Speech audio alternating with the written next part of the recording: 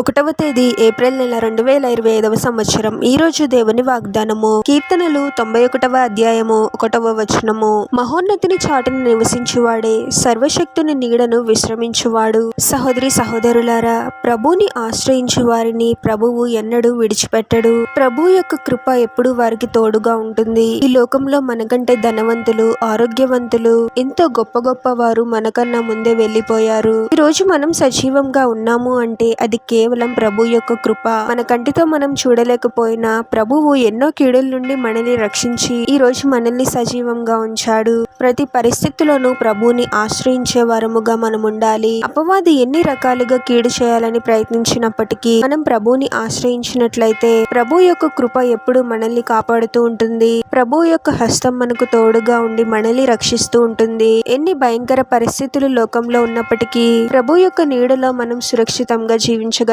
ప్రార్థన.